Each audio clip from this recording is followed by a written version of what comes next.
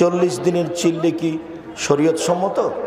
40 দিনের চিল্লে বিদআত হারাম। কোথাও সমবেত হলো কোরআন এবং হাদিস শেখার জন্য, জানার জন্য, বোঝার জন্য, দ্বীনি জজবা তৈরি করার জন্য, এটা সম্পূর্ণ জায়েজ একটি কাজ।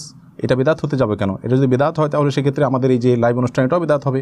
মসজিদে ঘুম পড়ার জায়গা কথা কেন কেন? মসজিদে ইতিকাফের নিয়ত ছাড়া মসজিদে থাকা জায়েজ নাই। আসসালামু আলাইকুম ওয়া রাহমাতুল্লাহি ওয়া বারাকাতুহু। প্রিয় ভাইরা, আজকে আমরা অত্যন্ত গুরুত্বপূর্ণ একটি ভিডিও, অত্যন্ত গুরুত্বপূর্ণ কিছু বক্তব্য আমরা শোনার চেষ্টা করব। বিষয়টি হলো যে আমাদের সমাজের মধ্যে যে প্রচলিত তাবলীগ রয়েছে, তাবলীগ জামাত রয়েছে, সেই তাবলীগ জামাত যে কিছু উলামায়ে কেরাম আপনারা এখানে শুনেছেন, ওনারা বলতেছেন এটা হারাম বা বেদাত বা অন্য কিছু। বন্ধুগণ, এই বিষয়টা নিয়ে আজকে আমরা আমাদের অনেকজন 2-4 জন উলামায়ে কেরামের বক্তব্য শুনবো, দেখার চেষ্টা করবো যে তাবলীগ জামাত সত্যিকারেরই হারাম বেদাত, তাবলীগ জামাত করলে কি মানুষ গুনাহগার হবে না সওয়াব হবে, মানুষ দিনের পথে আসবে, এই বিষয়ে আমরা আলোচনা শুনবো। আসুন প্রথমে আমরা আব্দুল রাজ্জাক বিন ইউসুফ সাহেবের বক্তব্য শোনার চেষ্টা করি। উনি এই বিষয়টা কি বলতেছেন, আসুন আমরা ওনার বক্তব্য একটু ধৈর্য সহকারে শোনার চেষ্টা করি। 40 দিনের চিল্লে কি শরীয়ত সম্মত? 40 দিনের চিল্লে বিদআত হারাম। ওই পদ্ধতিতে দিন প্রচার জায়েজ নয়। আর দিন প্রচার করবে যারা আলেম ওলামা, যারা কোরআন হাদিস বুঝে তারাই।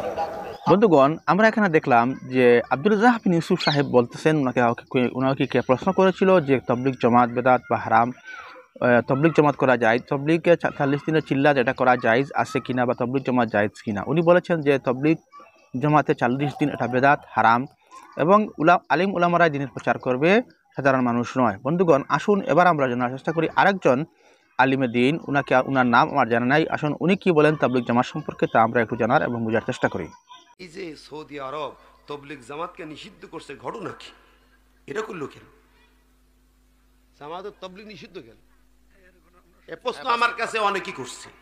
আমি এই হাদিস কোরআন তো আসলে বাস্তবতা তো দেখে না, এটা কেন তারা নিষিদ্ধ করে? সৌদি আরবে তাদের মধ্যে অনেক ভুল ত্রুটি নেই তা না আছে, তারা রাজতন্ত্র চালায়, ভুল আছে না নাই? ওদের তন্ত্র মন্ত্র ত্রুটি আছে, কিন্তু এরপরও এটা নিষিদ্ধ করার কারণ কি? যে কারণগুলো তারা ব্যাখ্যা দিয়েছে, কাবার ইমাম ব্যাখ্যা দিয়েছে, তার মধ্যে অন্যতম 6টা কারণ। 6টা কারণ। নাম্বার 1 হচ্ছে, দেখেন এই যে আজকে আজ পড়ছি, প্রথমত তাবলীগ তো আল্লাহ তাবলীগ বাল্লিগ মা উনজি ইলাইকা মির রাব্বিক, আল্লাহ তাবলীগ ফরজ করেছে। সূরা মায়েদার 67 নম্বর আয়াতে আল্লাহ তাবলীগ করা কি করেছেন? ফরজ করেছেন। তাহলে আবার এটা নিষিদ্ধ হলো কেন? কারণ আল্লাহ বলছেন যে তাবলীগ করা ফরজ, সেটা হচ্ছে বাল্লিগ মা উনজিলা ইলাইকা মির রাব্বিক। তা হচ্ছে আল্লাহর পক্ষ থেকে নাজিল কোরআন তাবলীগ করা, কোরআন পৌঁছানো ফরজ, কোরআনের বাণী পৌঁছানো ফরজ। রাসূল বলে বাল্লিগু আন্নি ওয়ালাউ আয়াতান, আমার পক্ষ থেকে পৌঁছাও একটা আয়াত হলো, আয়াত কোরআনের আয়াত, কোরআন পৌঁছাও, কোরআনের বাণী পৌঁছানো ফরজ। কিন্তু ওরা বলতে চায়, ওরা যে কাজটা করছে তা হচ্ছে কোরআনের বাণী পৌঁছানো তাবলীগ মনে করে না। ফাজালে আমল ইলিয়াস সাহেবের লেখা বইটা তাদের সর্বাধিক গুরুত্বপূর্ণ।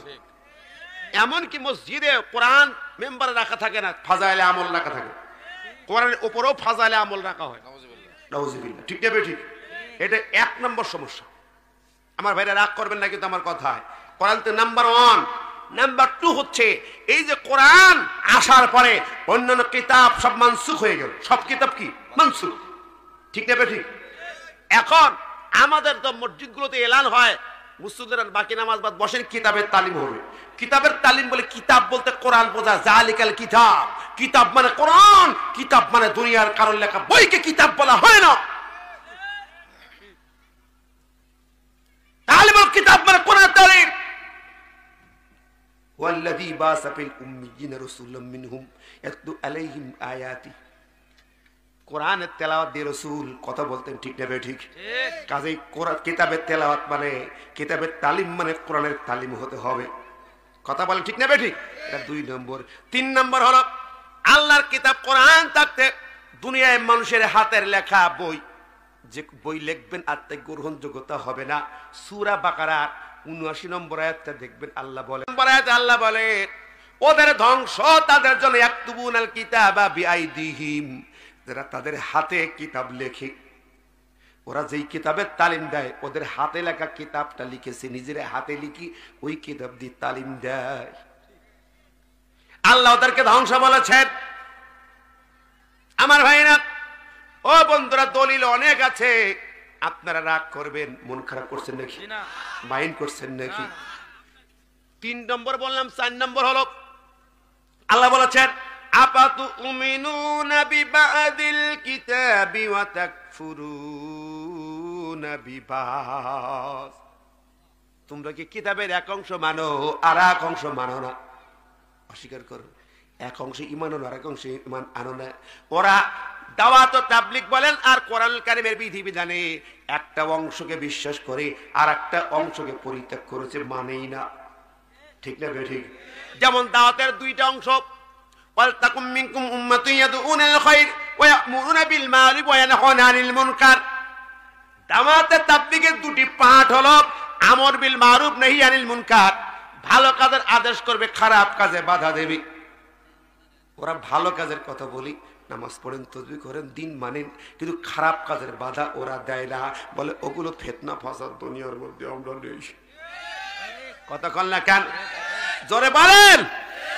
কয়টা গেল? 4টা। 5 নম্বর হলো ওরা জিহাদ এবং ইসলামী রাজনীতিকে মানে না। বলে রাজনীতি তওবা, ওর মধ্যে আমরা নেই। কথা কর ঠিক না ঠিক? কিন্তু জিহাদ করা ফরজ না নফল? জোরে কোন কি? আপনার নবী 27টা জিহাদের সেনাপতি। কোরআনে 127টা আয়াত আছে জিহাদের। জিহাদ এবং ইসলামের রাজনীতি মানে না। আমার ভাই বন্ধুরা, এই 5টা মারাত্মক কারণ। 5টা মারাত্মক কারণ আমার ভাইরা। আর 6 নম্বর ওরা দেখেছেন মসজিদের ভিতরে রান্না বান্না করে, পিকনিক করে, খাওয়া দাওয়া করে। ওদের কাছে, আমার কাছে না, সৌদি কথা বলছি। মসজিদের ভিতরে ইতিকাফের নিয়ত ছাড়া থাকা জায়েজ নাই। আমার মাঝে মাঝে দাওয়াত দিই, কিছু লোকজন অনেক সময় যায় মসজিদে থাকতে দেয়। আরে এই বেটা, মসজিদে থাকতে দিলি কেন? মসজিদ কি বসে বসার জায়গা? মসজিদে ঘুম পড়ার জায়গা? কথা কেন না কেন? মসজিদে ইতিকাফের নিয়ত ছাড়া মসজিদে থাকা জায়েজ নাই। খেয়াল করবেন কিন্তু আমার ভাই। আমি কয়টা কারণ বললাম? 6টা। আরেকটা আছে, এটা আমাদের দেশে খুব মারাত্মক। ওদের একটা বইতে লেখা আছে, কাবা শরীফে নামাজ 1 রাকাত নামাজ পড়লে 1 লক্ষ রাকাত নামাজের সমান সওয়াব হয়। সুবহানাল্লাহ। মদিনার মসজিদে 1 রাকাত নামাজ পড়লে 1000 রাকাতের সওয়াব হয়। কেউ কেউ বলে 50,000, কিন্তু হাদিসে পেয়েছি আমি 1000। বাইতুল মুকাদ্দাসও বলা হয় 25,000 রাকাতের সওয়াব হয়। ওদের একটা ফাজাইলের বইতে লেখা আছে, যে ওদের কাকরাইলে 1 রাকাত নামাজ পড়লে 49 কোটি 1 রাকাতের সওয়াব। বন্ধুগণ, আমরা এখানে দেখলাম ওই আলিম কি, ওই শেখ কি বলতেছেন যে আল্লাহ রাব্বুল আলামিন বলেছেন কিতাবের একটি আয়াতকে তোমরা মানুষের কাছে পৌঁছাও। এখানে উনি বোঝাতে চেয়েছেন যে কোরআনুল কারীম ছাড়া অন্য কোনো কিছুকেই মানুষের সম্মুখে পৌঁছানো যাবে না। তার মানে কোরআন শরীফ নাজিল হওয়ার পর সমস্ত কিতাব মনসুখ হয়ে গেছেন, ওনার ভাষায় এটি বোঝা দিতে চাইতেছেন। এবং আমরা সাধারণত জানি যে নবী করিম সাল্লাল্লাহু আলাইহি সাল্লামের হাদিস ছাড়া আমরা কোরআনুল কারীমকে সম্পূর্ণভাবে বোঝা বা জানা আমাদের পক্ষে সম্ভব নয়। অনেক কোরআনের আয়াতের ব্যাখ্যা এরকম হাদিস শরীফের মধ্যে রয়েছে। বন্ধুগণ, এবার আমরা দেখার চেষ্টা করব এনায়েতুল্লাহ আব্বাসী সাহেব এই বিষয়টা নিয়ে কি বলেন। আসুন আমরা এনায়েতুল্লাহ আব্বাসী সাহেবের একটি সংক্ষিপ্ত বক্তব্য রয়েছে, তা আমরা জানার এবং বোঝার চেষ্টা করি। প্রচলিত তাবলিগ জামাত সম্পর্কে প্রশ্ন করেছে।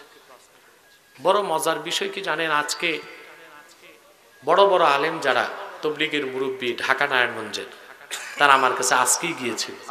আলহামদুলিল্লাহ। আজকে জোহরের পর মাদানীনগর মাদ্রাসার 2 শিক্ষক, নারায়ণগঞ্জ মার্কাজের যিনি আমির তিনি, তারপর মাহাদুর শেখ মাওলানা ইলিয়াস যাত্রাবাড়ি মাদ্রাসার মুহাদ্দিস, তারা অনেকেই গিয়েছিলেন। আমি তাদেরকে পরামর্শ দিয়েছি, দেখুন বর্তমানে তবলিগি ভাইরা 2টা ভাগে ভাগ হয়ে গেছে, একটা আলেমপন্থী আর একটা মাওলানা সাদপন্থী, ঠিক কিনা? তো দীর্ঘকাল থেকে তবলিগের যে ভুল ত্রুটি ছিল সংশোধনের জন্য আমি কথা বলতাম, কথা বুঝতেছেন? এখন কেন বলি না? এখন আমি চুপ কেন? মূলত কারো প্রতি আমার ব্যক্তিগত কোনো আক্রোশ নাই, আল্লাহর খুশির জন্য বলতাম। আর এখন এই জন্য চুপ আমি যে তবলিগ জামাতের ভাইরা 2 ভাগ হয়ে সব জায়গায় মারামারি চলতেছে, ঝগড়া চলতেছে, ঠিক কিনা? কোন মসজিদে ওয়াজাহাতি গেলে এতাআতিরা পিটায়, কোথাও এতাআতি গেলে ওয়াজাহাতিরা পিটায়। এটা আমার চোখে ভালো লাগতেছে না, কারণ বাংলাদেশে ইসলাম বিরোধী চক্রটি খুশি হচ্ছে। কেন খুশি হচ্ছে? যে লাগছে, মোল্লারা লাগছে। ওরা তো আর বুঝে না কে ঠিক কে বে ঠিক। কি বলে? মোল্লারা লাগছে, মৌলবি লাগছে। এই কথা আমাদের কলিজায় তীরের মতো আঘাত করে। দুই, আজকে আমি তবলিগের আমিরদেরকে বলেছি যে আলেমরা তবলিগের নেতৃত্ব যদি দেয় তো ভুল ত্রুটি আর থাকবে না, এটা সহি পথে চলে আসবে, ঠিক না? তিন, তাই বলে আলেমরা সাধারণ তবলিগ যারা তাদেরকে যদি সব জায়গায় পিটায় আর মারে, এটাও খারাপ কাজ হবে। কারণ লক্ষ লক্ষ সাধারণ মানুষ নামাজ রোজা কিছুটা শিখেছে তবলিগের ছোঁয়ায় এসে। এখন আলেমপন্থীরা তাদের যদি পিটায় পাটায় দূর করে দেয়, এই মানুষগুলো অভিভাবক শূন্য হয়ে আরো গোমরা হয়ে যাবে, ঠিক কিনা? সেজন্য আমি তাদের কাছে পরামর্শ দিয়েছি যে আলেমদের নেতৃত্বে যদি হয় আর যে ভুল ত্রুটিগুলো আছে এগুলো যদি সংশোধন করে সুন্নত তরিকায় তবলিগের কাজ করা যায়, তাহলে এর চেয়ে বড় খ্যাতমত আর কোনো দল দিয়ে হবে না। কথা বুঝতে পারছেন ভাই? আমার এই ভাইদের মধ্যে প্রথম যে ভুলটা সেটা হচ্ছে চিল্লাকে বাধ্যবাধকতা করা। এটা শরীয়ত জবরদস্তি করে না যে দিন শিখতে আর শিখাইতে 40 দিন বাঁধতে হবে।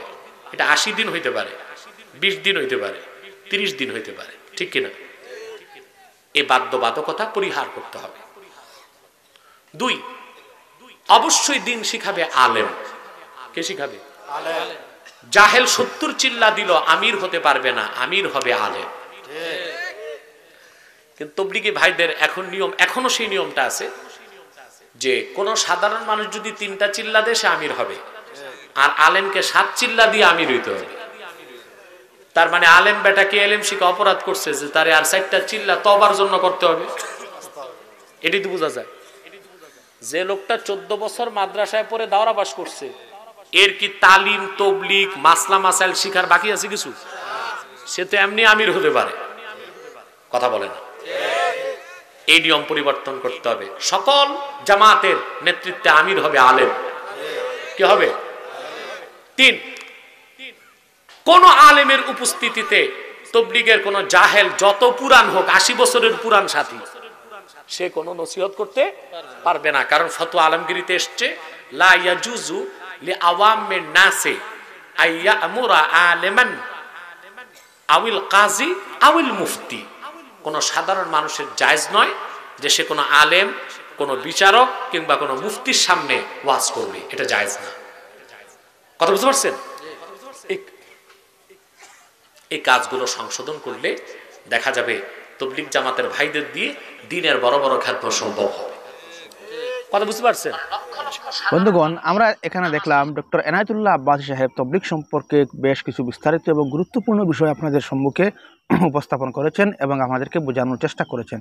বন্ধুগণ, এবার আমরা দেখার চেষ্টা করব শেখ আহমদুল্লাহ সাহেব তবলিগ জামাতকে নিয়ে কি বলতেছেন। আসুন আমরা এবার শেখ আহমদুল্লাহ সাহেবের একটু বক্তব্য শোনার চেষ্টা করি এবং বোঝার চেষ্টা করি শেখ আহমদুল্লাহ সাহেব কি বলতেছেন বা কি বোঝানোর চেষ্টা করতেছেন। তাহলে সেক্ষেত্রে আপনি লক্ষ্য রাখবেন যে বেদাতি পন্থায় 3 চিল্লা দেওয়া, এর মানে হলো যদি কেউ 3 চিল্লাটার এই উপকরণকে ইবাদত বানিয়ে ফেলে, এটাকে সুন্নাহ মনে করে, এটাকেই শরীয়ত বানিয়ে ফেলে, এটাকে এরকম আবশ্যক করে ফেলে, তাহলে সেক্ষেত্রে সেটা বেদাত যে হবে সেটা বলাই বাহুল্য। এবং এই ব্যাপারে তো কোনো আলেমেরই কোনো দ্বিমত নেই আমি যতটুকু জানি। তো সেই পন্থায় যদি কেউ দেয়, সেই কথা বলা হয়েছে এখানে। আর এক্ষেত্রে আমার ব্যাখ্যা একেবারে ক্লিয়ার। এ বিষয়ে আমার মনে হয় অন্তত কয়েকশোবার প্রশ্ন উত্তর আমরা দিয়েছি। যে অনেকে বলেন যে বিশ্ব ইজতেমা এটা বেদাত, অনেকে বলেন 3 চিল্লা 1 চিল্লা বেদাত। আমরা বিনয়ের সাথে বেশ অনেকবার এগুলোর উত্তর দিয়েছি। যারা খুঁটে খুঁটে ছিদ্র আবিষ্কার করেন তারা সেগুলো কেন বের করেন আল্লাহ তাআলা ভালো জানেন। আসলে মানুষ যখন ছিদ্র অন্বেষণ করার জন্য লেগে যায়, তো একটা মানুষের হাজার হাজার বক্তব্য থেকে অনেক কিছুই পাওয়া যায় যেটাকে দিয়ে সমালোচনা করার জন্য পয়েন্ট বের করা যায় বা তার বিরুদ্ধে তাকে আসামের কাঠগড়ায় দাঁড় করার জন্য বের করা যায়। এটা খুব সহজ একটি কাজ। যাই হোক, যেটি বলছিলাম যে আপনার এই বিশ্ব ইজতেমা বেদাত কিনা, এটা প্রশ্ন আমাদের কাছে অনেক আসছে এবং শতবার এটা উত্তর দিয়েছি বিভিন্ন জায়গায়, আমাদের লাইভেই বিভিন্ন জায়গায় হয়তো আছে।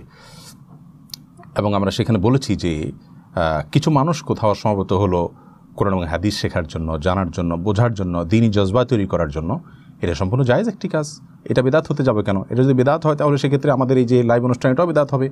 আমরা যত প্রকার দ্বীনি প্রোগ্রাম করে থাকি, সম্মেলন আয়োজন করে থাকি, যত প্রকার ইজতেমা করে থাকি, সবগুলো বিদাত হবে। তাহলে হ্যাঁ, কেউ যদি সেখানে বিশেষ কোনো ভুল উদ্দেশ্য নিয়ে যায় যে সেখানে গেলে আল্লাহ তাআলা দোয়া কবুল করবেন, এই জায়গা থেকে যে সেই জায়গার বিশেষ বরকত আছে, সেই জায়গার বরকতময় মক্কা মদিনা বা আপনার অন্যান্য দোয়া কবুলের জায়গাগুলোর মতো একটা জায়গা মনে করে, অথবা সেখানে যাওয়াকে হজের সাথে তুলনা করে, যেমন হাতে গোনা 2-4 জন করে, যাদেরকে গুনেও হয়তো বের করলে হাতে গোনা কয়েকজন হবে। যাই হোক, তো এই রকম চিন্তাধারা নিয়ে যদি কেউ করে তাহলে সেটা বেদাত হবে, সেটা ভুল হবে। কিন্তু এছাড়া বাইরে এটা ভুল হওয়ার তো কোনো কারণ থাকতে পারে না। একটা হলো উপকরণ, আরেকটা হলো ইবাদত। ইবাদতের উপকরণ, এই উপকরণটা কখনো বেদাত হয় না যদি সেটাকে উপকরণ হিসাবেই রাখা হয়। আমরা যত ইবাদত করি, বিমানে যাচ্ছি, এটা উপকরণ। আমরা কোনো দিন শেখার জন্য 1 ঘন্টা একটা সেশন বের করেছি, এটা উপকরণ, এটা মাধ্যম। তো উপকরণ কিভাবে আপনার বেদাত হবে যদি সেটাকে ইবাদতে পরিগণিত করা না হয়? বিধায় আপনার কেউ 40 দিন, কেউ আপনার 120 দিন 3 চিল্লা কোথাও গেলেন দিন শেখার জন্য, দিন বোঝার জন্য, এই 3 চিল্লার 1 চিল্লা ফিক্স করে গেলে এটা বেদাত হতে যাবে কী কারণে? তাহলে সেক্ষেত্রে আমরা যে অনার্স করে থাকি, মাস্টার্স করে থাকি হাদিসের উপরে, তাফসিরের উপরে, বিভিন্ন সাবজেক্টের উপরে, এই যে মেয়াদ, এই মেয়াদটাও তো কোরআন হাদিসে নাই, তাহলে এটা বেদাত হয়ে যাবে। আল্লাহ মাফ করুক। এই বিষয়গুলো খুব সহজ সরল, কিন্তু এগুলোকে আমরা এত ঘোলাটে করে ফেলছি এবং এত বেশি জটিল বানিয়ে ফেলেছি যে খুবই আপত্তিকর। মোদ্দা কথা হলো যে অডিও আমাদের নামে প্রচারিত হচ্ছে, এই অডিও বক্তব্যে কোন প্রকার কারসাজি হয়েছে বলে আমাদের জোরালো ধারণা, এরকম কথা আমি বলেছি, আমার মনেই পড়ে না। আর দ্বিতীয় কথা হলো যে যদি কেউ এই চিল্লা 3 চিল্লাকে মাকসাদে আসলি বানিয়ে নেয়, এটাকে যদি উপকরণ নয় বরং ইবাদতের পর্যায়ে নিয়ে যায়, এটাকেই যদি মুখ্য বানিয়ে ফেলে, তাহলে সেক্ষেত্রে সীমালঙ্ঘন হবে, সেটা ত্রুটি হবে, সেটা অগ্রহণযোগ্য হবে। কিন্তু একটা কোর্স, এই কোর্সকে বেদাত বলার তো কোনো যুক্তি থাকতে পারে না। এইটুকু বোঝার জন্য খুব বেশি পণ্ডিত হওয়ার তো দরকার নেই। আল্লাহ তাআলা মাফ করুক। আমরা কোনো কিছু পেলেই সেটা নিয়ে খুব বেশি হুমড়ি খেয়ে পড়ি, এবং সবচেয়ে বড় কথা হলো আব্দুল্লাহ জাহাঙ্গীর যে কথাটাই বলেছেন, যাকে আমাদের ভালো লাগে তার অনেক বড় বড় ত্রুটিগুলোকে আমরা ধামার চাপা দেওয়ার চেষ্টা করি। যারা আমাদের এই বক্তব্যগুলো নিয়ে খুব বেশি সোচ্চার, আমি যদি তাদের পছন্দের অনেক বড় বড় পরিচিত, অনেক ভালো ভালো মানুষ, অনেক ব্যাপক পরিচিতি মানুষের মধ্যে আছে, এরকম মানুষদের শত শত ত্রুটি আছে যেগুলো দিনের আলো মতো পরিষ্কার, সেগুলোর পরে যদি বলি যে তারা কেন বলেন না ফেসবুকে, কেন সেগুলো নিয়ে আলোচনা করেন না, বোধহয় কোনো জবাব তাদের কাছে থাকবে না। বরং সেখানকার কোনো ভুল ত্রুটি থাকলেও সেটাকে ধামাচাপা দেওয়া, বিভিন্ন ব্যাখ্যা করার চেষ্টা আমরা করি। আর যাকে ভালো লাগে না বা যার প্রতি হিংসা হয় বা কোনো কারণে তাকে অপছন্দ হয়, নিজের মনে হয় না, কোনো কারণে শত্রুভাবাপন্ন মানসিকতা থাকে, তখন তার ভালো কিছু থাকলেও সেটাকে আপনার দোষণীয় বলে পেশ করার এবং সেটাকে দোষ হিসাবে দেখানোর একটা চেষ্টা করা হয়। ইমানদারের খাসলত কি এটা? ইমানদার তো কোনো কথার একাধিক ব্যাখ্যা থাকলে ওজোর তালাশ করবে, কোনো একটা ব্যাখ্যা বাইর করবে। ইমানদারের কাজকে ছিদ্র অন্বেষণ করা, পেছনে লাগা, বলা তাজাসসু, আল্লাহ বলেছেন তোমরা একজন একজনের পেছনে পড়ো না। আজকে এই আয়াত সবচেয়ে বেশি অসহায় আলেমদের কাছে, এক শ্রেণীর দায়ীদের কাছে, এক শ্রেণীর দিনদারদের কাছে আজকে এটা সবচেয়ে বেশি অসহায়। আমরা পিছিয়ে লেগে পড়া থাকাটাকে এবাদত মনে করছি। শয়তান আমাদের কাছে এটাকে দিনের কাজ মনে করে ফেলছে। আপনি নিজের পেছনে নিজে লাগলে দেখবেন বহু কিছু আবিষ্কার করতে পেরেছেন। আপনার পছন্দের লোকগুলোর পেছনে আপনি লাগছেন না কেন? কারণ তারা আপনার ভাই।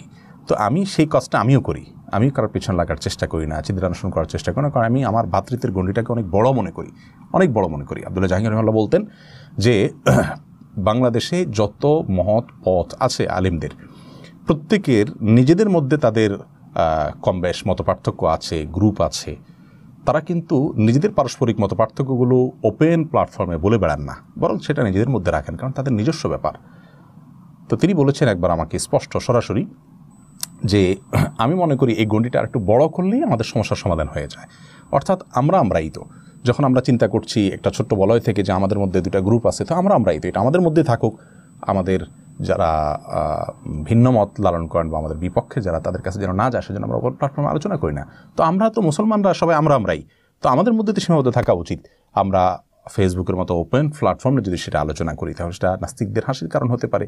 সেই চিন্তাটা আমাদের কেন আসে না? যাই হোক, আল্লাহ তাআলা আমাদেরকে হেদায়েত দান করুন। একবারে স্পষ্ট যে আপনার এই চিল্লা বা 3 চিল্লা এরকম কোনো মেয়াদ ফিক্স করে কেউ যদি দিন প্রচারের কাজে বের হয়, দিন শেখার কাজে বের হয়, তাহলে এই চিল্লা বা 3 চিল্লা দেয়াটাকে বেদাত বলা, এটার কোনো কারণ থাকতে পারে না। আমি শতবার এই বিষয়ে উত্তর দিয়েছি, কিন্তু দুঃখজনকভাবে কোত্থেকে কি জোড়াতালি দেওয়া ভিডিও নাকি পুরাতন কোনো ভিডিওর অপূর্ণাঙ্গ অংশ, সেটাকে বের করে এনে এখন আমাদের কিছু ভাইরা আলোচনা করছেন। আল্লাহ তাআলা আমাদের সবাইকে হেদায়েত দান করুন। বন্ধুগণ, এখানে আমরা দেখলাম শেখ আহমদুল্লাহ সাহেবের খুব সুন্দর বক্তব্য উনি উপস্থাপন করেছেন। বন্ধুগণ, এবার আপনাদের কাছে আমার প্রশ্ন, আপনারা ভিডিওর কমেন্টে এসে অবশ্যই জানাবেন, এই যে প্রচলিত তবলিগ জামাত যেটা রয়েছে, যেটা নিয়ে শেখ আহমদুল্লাহ, আনায়াতুল্লাহ আব্বাসী, আব্দুল রাজ্জাক বিন ইউসুফ সাহেব এবং অন্য একজন আলিম দ্বীন যে কথাগুলো বলেছেন, তার থেকে কার কথা সব থেকে বেশি যুক্তিসঙ্গত এবং কার কথা আমরা মানতে পারি, এবং এই তবলিগ জামাতের প্রয়োজনীয়তা রয়েছে কিনা সমাজে, তা আপনারা কি মনে করেন? বন্ধুগণ, আমি সাধারণত যতটুকু জানি, ওই তবলিগ জামাতের মধ্যে যেসব মানুষ যায়, যেসব বাইরা যায়, তারা কিন্তু মানুষকে দাওয়াত দেওয়া, দিনের প্রতি আনা তাদের মূল উদ্দেশ্য নয়। তারা হলো যারা তবলিগ জামাতের মধ্যে তাদেরকে নিয়ে যায়, তাদের আমল আখলাক চরিত্রকে সঠিক করার জন্য তারা এই প্রচেষ্টা চালিয়ে থাকে, এবং এটা হলো একদম এক ধরনের ক্লাস, দিনই ক্লাস ওরা করে থাকে, নামাজ শিখে থাকে, সূরা শুদ্ধ সহি শুদ্ধ, নামাজের যেগুলো সূরাগুলোর প্রয়োজন সেই সূরাগুলো উজু এবং ইসলামিক আর যেসব বিভিন্ন আমল রয়েছে, সেই আমলগুলোকে মানুষকে শুদ্ধ করানোর চেষ্টা করিয়ে থাকে, এবং প্রত্যেক জামাতের মধ্যে একজন না একজন আলিম দ্বীন থেকেই থাকেন। বন্ধুগণ, এটা হলো আমার বক্তব্য, আমাকে জানা থাকে বললাম। আপনারা কি মনে করেন তা ভিডিওর কমেন্টে অবশ্যই জানাবেন, এবং চ্যানেলে যদি নতুন এসে থাকেন অনুগ্রহ করে চ্যানেলটাকে সাবস্ক্রাইব করে আমাদের সঙ্গে থাকবেন। আসসালামু আলাইকুম ওয়া রাহমাতুল্লাহি ওয়া বারাকাতুহু।